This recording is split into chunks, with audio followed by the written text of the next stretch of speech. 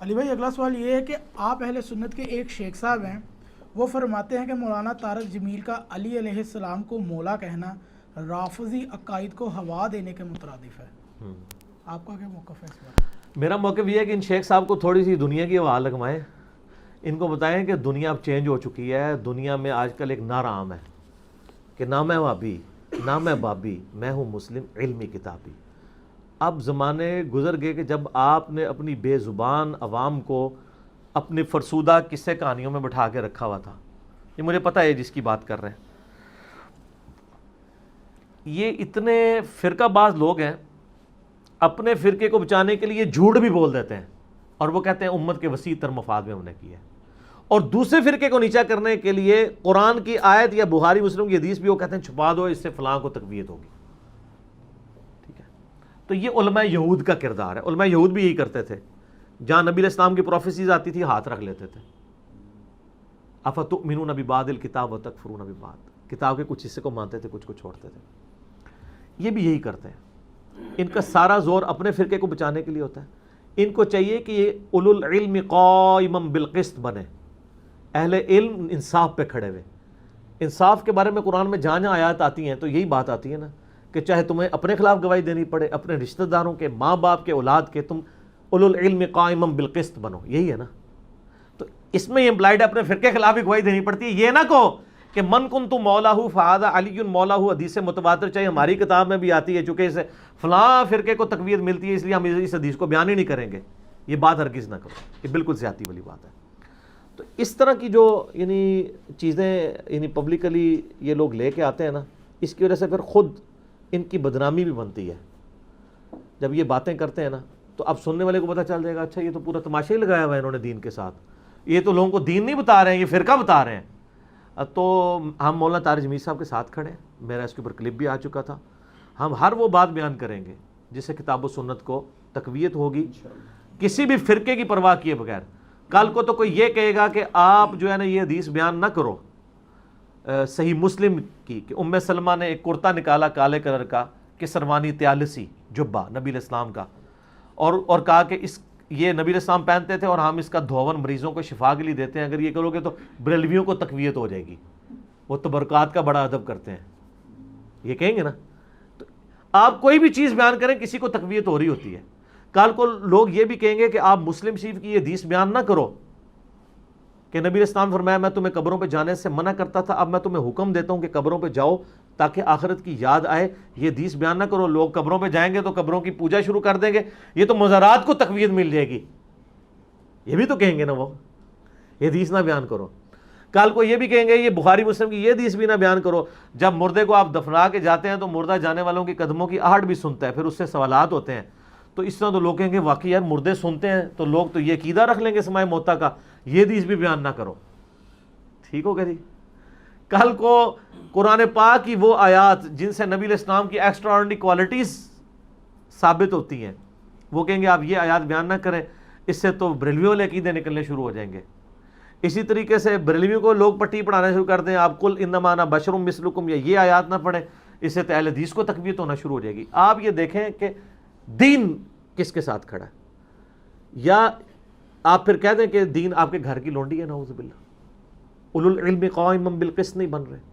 یہ تو قرآن میں آیا ہے ان اللہ ہوا مولا ہوا جبریل و صالح المؤمنین، بے شک نبی علیہ السلام کا مولا ہے اللہ، جبریل اور فرشتے اور تمام اہل ایمان.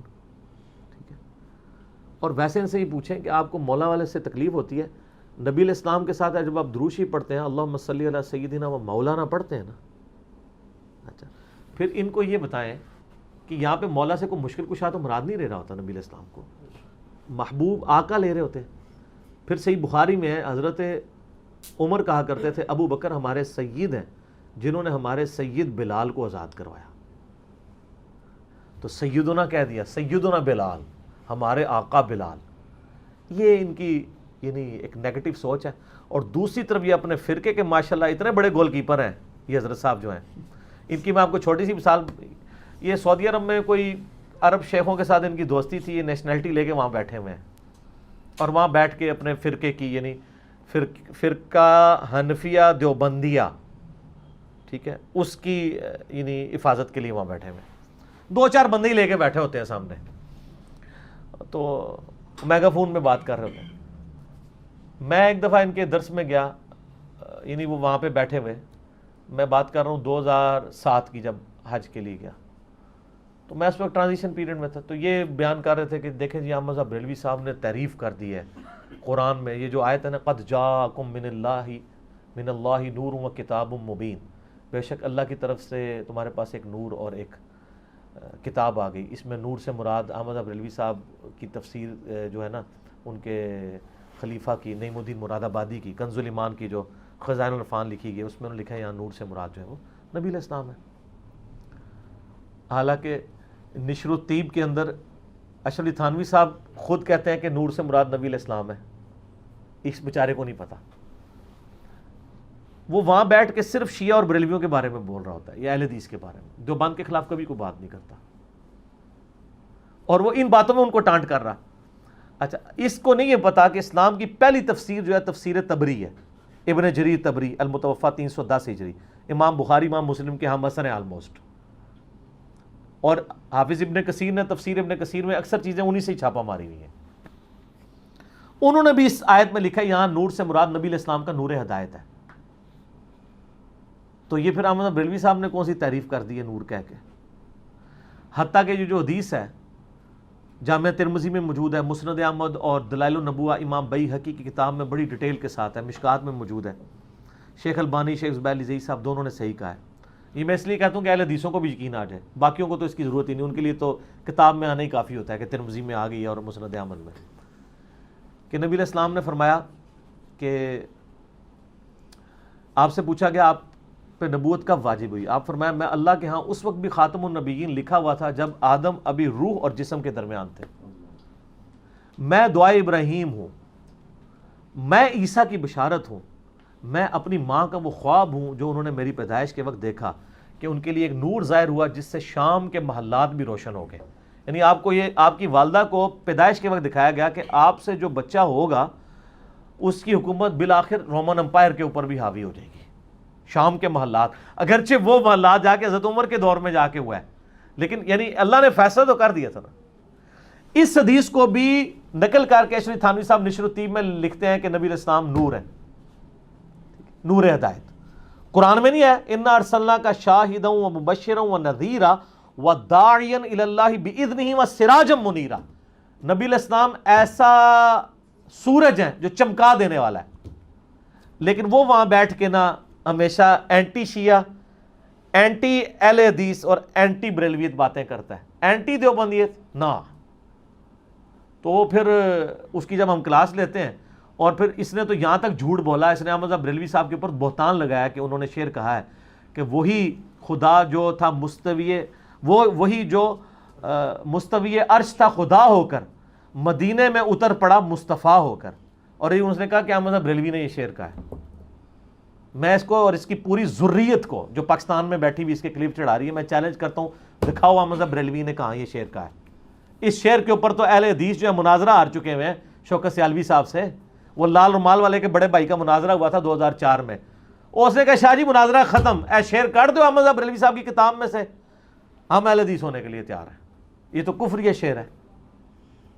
اور معذرت کے ساتھ میرے استاد ڈاکٹر اسرار صاحب بھی یہ شعر بیان کرتے رہے, ان کے وہ منتخب نصاب میں ریکارڈڈ ہے. میں جب ڈاکٹر اسرار صاحب کو 2008 میں ملنے کے لیے گیا, میں نے کہا ڈاکٹر صاحب یہ آپ نے کہاں سے بیان کر دیا؟ وہ کہتے ہیں یار وہ میں نے والا بریلویہ کتاب جو ہے نا احسان اللہ ظہیر سے. اور میں کہا سر احسان اللہ ظہیر صاحب نو چھڈو, ٹھیک ہے نا جی.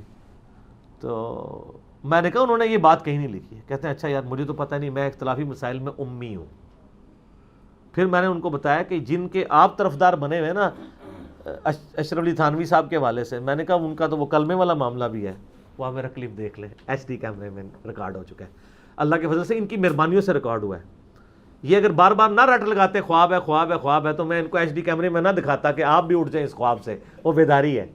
اب اس کے نیچے لوگ کمنٹس کر رہے ہیں کہ جی جناب اب تو آپ رجوع کریں, یہ تو بیداری بھی لکھا ہوا ہے, ٹھیک ہے نا. اچھا ہمیں تو بڑا فائدہ ہوتا ہے. میں سلام پیش کرتا ہوں ان تمام علماء کو. جب میں اعتراضات کرتا ہوں تو یہ سب سے پہلے مان لیتے ہیں کہ واقعی کچھ نہ کچھ گڑبڑ ہوئی ہے, اگرچہ اس کا جواب دیتے ہیں بعد میں. یار اللہ کا شکر, اگر یہ انکار ہی کر دیں تو ہمارے لیے مشکل ہو جائے. لیکن یہ ان کی شرافت نہ سمجھیے گا, یہ انکار اس لیے نہیں کرتے کہ اب دنیا نے اپنے خزانے اگل دیے ہیں. انکار کیسے کریں گے؟ ایچ ڈی کیمرے میں آ جائے گا. تو ہمارے ساتھ یہ بڑی نیکی کر رہے ہیں.